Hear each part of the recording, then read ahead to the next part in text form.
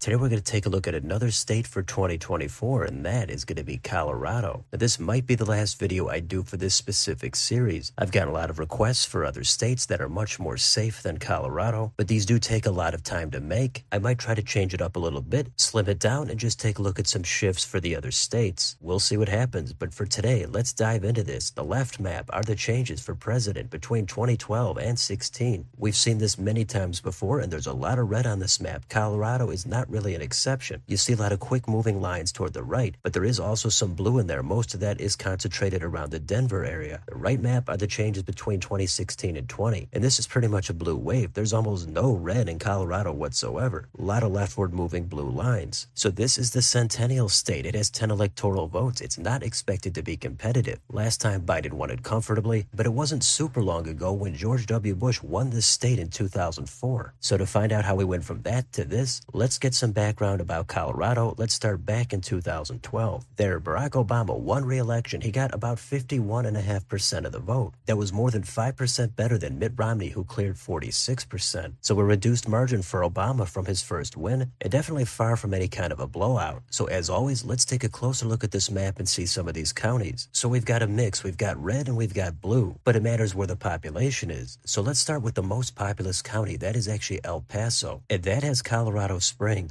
Usually the heavy populations go blue, but Romney actually won this county by a significant 20%. Now, similar in population, the city everybody knows is going to be Denver. That is kind of its own combined city and county. And that, of course, is dark blue. Romney unable to even get a quarter of the vote here. So we've got a major urban city here, and usually we like to take a look at the suburbs. So there are 3 counties surrounding Denver. We've got Arapahoe to the south, Adams to the north, and Jeffco, Jefferson County, to the west. Those 3 counties back then were already voting for the Democrat with north of 50% support. Now, we can't go over every county, but some other notable ones to take a look at are going to be Larimer. That does share a border with Wyoming. And we've also got Pitkin County. That has Aspen. Not a ton of permanent residents, but it is one that people might be familiar with. Now, all these counties we've mentioned are blue, but the state does have a lot of deep red counties that Romney already won by massive margins. Those are mostly going to be consolidated in the eastern and the western part of the state. So with some of these counties in mind, let's move ahead 4 more years to 2016. There, Hillary Clinton wins the state with over 48% of the vote. Donald Trump pulls in over 43%. So this is actually a narrower margin than Obama and Romney. Both Hillary and Trump lost support, and it was both around 3%. Hillary lost slightly more than that, Trump slightly less. So where did all that vote go? Well, that's going to be in the third-party candidates. There's a lot of them here, but Gary Johnson led the way with over 5%. So nothing overwhelming changed on this particular map. We'll look at some of the shifts in just a minute, but let's jump ahead one more time to the last election in 2020. This time the margin is very different. Joe Biden won the state with more than 55% of the vote. Donald Trump was held to about 42. So Biden does about 7 points better than Hillary, and Trump does more than 1 point worse than 2016. So this is a big lurch to the left. One explanation is going to be the reduction in third-party vote. This time the leader was Joe Jorgensen with only about 1.6% of the vote. So way less third-party support, and that did appear to help Biden. We'll come back to the map in just a second, but let's go down here and sort by the total number of votes cast. So in Denver, that is overwhelmingly blue. It's a gigantic 61-point margin for Biden. But remember that heavily populated county of El Paso. The margin is way down from 2016, but Trump still did win it by double digits. After that, Biden is winning the suburban Denver counties by double digits. Then it kind of goes back and forth with both of them claiming several counties. Once you get to the lower population counties, that's where Trump really runs up his margins, although Biden does still have success in certain places. Now let's take a look at some of these shifts. For that, we're going to get on Ballotpedia. This time the shading is not the margins, it's just how many times they voted for the Democrat or the Republican in the last 3 elections. So there's a few counties that flipped. None of them are extremely notable, so let's go take a look at El Paso County. And this has more than 12% of the statewide population. So back in 12, Romney won it by 20. Then Trump actually improved. He won it by 22. But last time, everything changed. That margin was cut in half, down to just 11 points for Trump. If you glance at Denver, Romney struggled to get a quarter of the vote there. Since then, Trump has bumped it down to about 18. Biden now is knocking on the door of 80%. Now, the suburban counties are key. South and Arapahoe. Obama did win it comfortably back in 12 by 10 points. Hillary went on to win it by 14. But then last time it went off a cliff, Biden won it by at 25. North and Adams. Back in the days of Obama, it was already pretty blue. He won it by about 17. Then it did narrow up, Hillary winning it by about 8.5. But then we're right back up to a 16-point margin for Biden, very similar to what it was 8 years prior. West and Jefferson. Obama won it by about 5. Then Hillary won it by about 7. However, last time it completely shot to the left, Biden getting it by 18.5. So for a Republican to have any kind of success here for any office, those suburban margins are going to have to narrow up considerably. Up north in Larimer County, it's a similar story. Obama won it by about 6, but then last time Biden wins it by 14.5. If you want to do some skiing and head out to Aspen, you can take a look at Pitkin County. The trends here are also bluer. Last time Biden winning here by more than 50 points. Now you could also take a look at some of these red counties, and this is definitely Trump territory. Some of these Romney was already in the 60s or even the 70s, but since then Trump has ramped it up to the 70s or the 80s. The problem, like in most states, is these extremely red counties just do not have very many people. There's also some more lower populated blue counties scattered in, and a couple of these at the bottom did flip and vote for Trump in 16, but for the most part, when you add up all this vote, it adds up to a double-digit level of support for the Democrat. Now, if you want another way to take a look at some of this data, we could get on this 2016 map here. This will start off showing you the counties, but it'll also show you the precinct level data. So again, this kind of lines up with what we were just looking at, a lot of dark red in the east and the west. And if you pull in on a place like Colorado Springs, you can get an extremely detailed view of each precinct. So right in the city, Hillary wins huge. As soon as you get out of that area, it turns to light blue, light red, and then very dark red. It's easy to spend a lot of time on here, but I'm going to move ahead to 2020, and we can do the same thing. It starts off showing you the results. But if you click this button right here, this will show you the shifts between 16 and 20, and this pretty much confirms what we already saw statewide. There's a ton of blue on here, not much red. If you pull all the way into the Denver area, with very few exceptions that shifted to the right, pretty much all of these population-heavy suburbs shifted sharply toward the left, many of them by double digits. And if you want yet another way to take a look at some of these shifts, we could get on this map here that has the red and the blue arrows. These are the shifts between 16 and 20. The bigger the arrow, the bigger the shift. And as you can see, some of these lower population counties did shift toward Trump. The bulk of them, though, did shift toward Biden. And you could also click on any one of these arrows to get a detailed breakdown. Let's take a look at Douglas County. This also has some decent population. We haven't talked about it yet. Both of them did gain votes here, but Biden gained significantly more. He's at about 36,000, while Trump is under 19. But the big thing to take note of here is the reduction in third-party vote. It was down about 2/3 from 2016. That's a raw 6.2% loss, all the way down to just 2.5. And throughout all those shifts, Biden gained 8.6, while Trump went down 2.3. So the third-party vote is not everything, but it does look like with the significant reduction, Biden was the much bigger beneficiary. Now let's move on to turnout. Nationally, that went up almost everywhere. And Colorado is a mail-in ballot state, so if you pull in there, you can see that every one of these counties did go up. Most of them are even into double digits. Now another thing that might be relevant are the shifts among specific demographics. Here is the national exit polling from 2020. This will break it down by sex, age, race, income, etc. And if you want to go specific to Colorado, we've got the exit polls right here. This shows you where Biden and Trump did their best and their worst. There's a lot more here for Biden. Trump did not really have much success here, but you never know what's going to happen next time. Some people point to the Hispanic trends. They might be moving toward the right, but we also can't forget about education. Generally, higher educated voters have shifted toward Democrats over the past couple of elections. So if you want to know where the higher educated voters are at in Colorado, this map shows you the percentages that have a bachelor's degree or higher. Nationally, it's somewhere around the mid-30s, and for this, the darker counties are going to be higher educated. And if we pull in on the Denver area, we can see there's a lot of people that have college degrees, with just the exception of Adams County. All the other nearby counties are at least in the 30s. A lot of them are in the 40s. Even Boulder County, which we haven't really talked about, that is in the 60s. Same with Pitkin County, where Aspen is. If you pull all the way out, some of the counties on the perimeter, that's where the education does drop off. So theoretically, if everything stayed the same, these darker counties are where Biden could do better. Now, the last thing we're going to do is take a look at how accurate the polling was back in 2020. So Biden won the state by about 13.5, but the aggregate polling showed Biden winning by about 12. So that is actually a slight underestimation of support for Biden. It's not significant, especially when you're already into double digits, but it's not like many other states where the polls did significantly underestimate Trump. All of the individual polls had Biden winning. So what is the conclusion for Colorado? Well, over the past couple of decades, this has become known as a reliably or even a safe blue state. All the statewide offices are controlled by Democrats. Republicans were able to win a U.S. Senate seat here back in 2014, but ever since then, they really have nothing to show for it. For president, we saw with a lot of third-party vote, that caused the margin margin to narrow. Without it, it got notably bluer. We saw a major factor in that is the suburban Denver vote. The population has gone up a lot since the days of George W. Bush winning it back in 2004. It might even seem surprising that Hillary won it by less than 5 points in 2016. But since then, the Trump brand has been far too unpalatable for voters to make this state remotely competitive. It doesn't mean it can't start shifting back toward the right. That's always a possibility. There's a lot of dissatisfaction out there, and there are a lot of Trump voters in this state. We saw some extremely red counties, but it's just hard for those rural populations to put a dent in the blue urban vote. So that's pretty much it. Anything could happen, and that might wind down this series where we look at some of these states for 2024. So we'll see what happens. Again, I might do something a little bit different. These do take way too much time to make, but they're here if you want to take a look at them. I do appreciate the vast majority of the comments. So that's it for now. Let me know in the comments, what do you think about Colorado? Do you like the state? Do you not like it? Do you think the trends are going to continue toward the left, or do you think it could swing back and get under 10? And why do you think the state has gotten so much bluer over the past 4 or 5 elections? Let me know down below. On your way out, don't forget to like, share, and subscribe, and join if you'd like to help support the channel. Thanks for watching, and I'll see you next time.